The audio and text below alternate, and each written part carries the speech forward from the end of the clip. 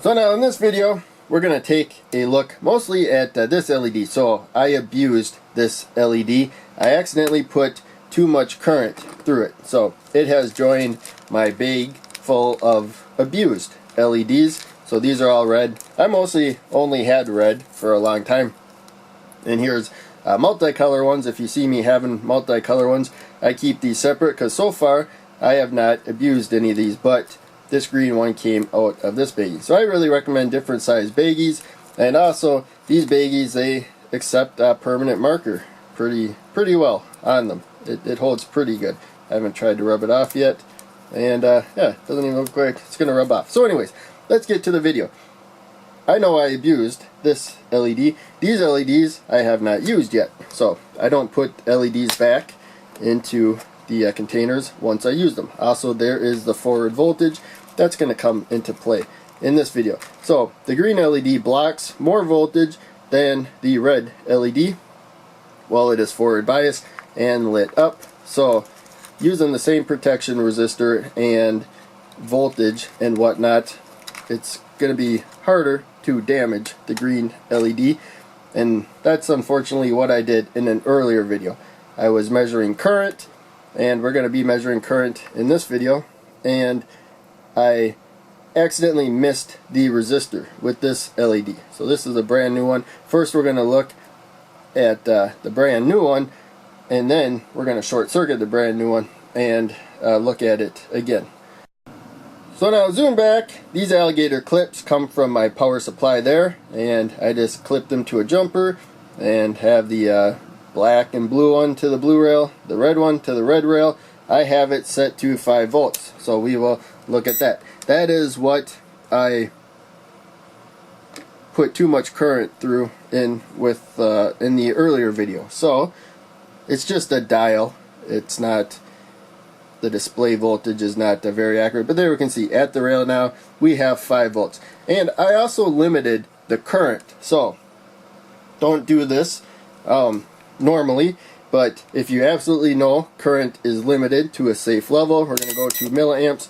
I have it somewhere around about 0.5 amps, and so we don't have to worry about damaging the meter. This is probably more current than the meter should be really handling, but again, you just turn the dial down to 0 with this particular one. Unfortunately it goes negative for some reason. There we go. Let's go up a bit, and so you start off down at the 0 region, and you can just slowly work the dial up. There's also the amount of current displayed on the power supply, but in any case we can set it so that's the absolute maximum. And even though it can read that kind of current, I don't think you're supposed to do it for long periods of time. I think it kind of overheats. But there you can see we limited the current the power supply will provide to a safe level for the multimeter. So moving along, we have at the rail 5 volts, and we saw on the container that had the different colored LEDs that the green one we can expect in the higher region about 3 volts, probably a little more than 3 volts that it's going to block. So we have 5 volts minus 3 volts, about 2 volts. So I took a 100 ohm resistor. That should provide about 20 milliamps of current, about that. And let's look and see. And these green LEDs, they're naturally really bright. There you can see it's about 18 milliamps of current, and it's also fun to notice that it is allowing more current to go through as it warms up. So this is the one that I damaged, and so let's compare it now to one that I just took out of the container. You watch me take it out of the container. It hasn't had any current through it yet, and there we go. So looks like I think it started off a little bit lower in current right there. So in any case, maybe not. But in any case, that's still really close. So that's probably about what it's supposed to do. So it looks like it's passing about what it probably did before I put too much current through it. And now we're going to get to how I actually damaged, well, probably damaged this LED. So as you can see, we're measuring current. We have to complete the circuit through we have to open up the circuit and complete the circuit through the meter. And so you can see the meter is bridging the gap. That's why the LED is off until we connect the black probe. We got the anode, the long lead up one row headed towards positive, short lead the cathode headed towards negative. You have to put LEDs in the right direction or they won't conduct and light up. They'll block a lot of voltage if they're put in backwards. That's called reverse bias. When they're wired to conduct easily, they're called forward bias. So what happened was, in an earlier video,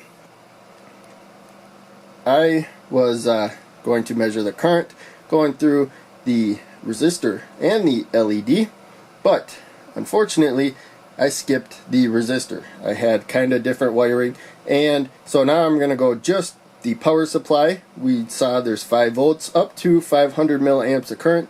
Let's see how much current goes through here. So 148, and it's rapidly rising, current going through it. And so right there we put well more than the recommended 20 milliamps of current. It did not burn out. It may be because it's only got 5 volts across it. It's blocking 3, and so it's only letting 2 volts across it. It does have internal resistance, but that was way more current than we should have put through it.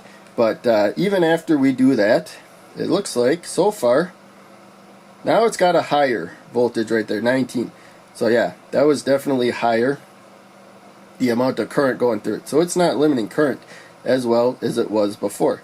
And this one, you can see this one we haven't abused yet, is about 17 right there. So that's kind of interesting.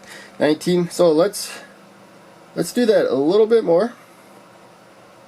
And so I noticed it got brighter when I accidentally shorted it like this before, and I stopped right away, but I knew I'd put too much through it. So yeah, still 19, and we got 17 here. So let's get right to doing the same thing with this one. So first let's do it, let me make sure I got so about 17.7, let's say.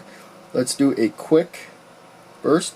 So I noticed it was real bright, and I stopped about that fast in the other circuit that I was doing. So about 17.9, I think it did go up a little bit.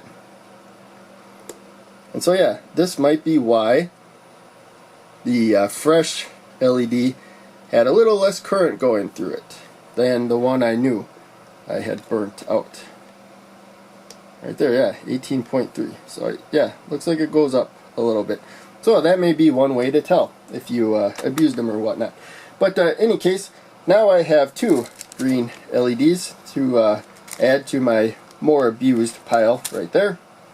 And they're still usable. I had some projects though where I wanted to use dozens of LEDs passing the same amount of current. It looks like the abused ones actually pass more, but they also don't get as bright, which is interesting. So some of these are a lot more dim than other ones with the same amount of current going through them. That's why I keep them in the abused baggie, and I keep the ones I haven't abused separate. And so if I have like a dozen that I use in one video and I know I never pass too much current through them, I would throw them into this baggie as well and make sure they all have the same brightness in future videos. But in any case, this was just kind of a fun video I wanted to do after I abused that one, and so I didn't really do much preparation for it, but I still hope you found it interesting. Thanks for watching. I will see you in the next video.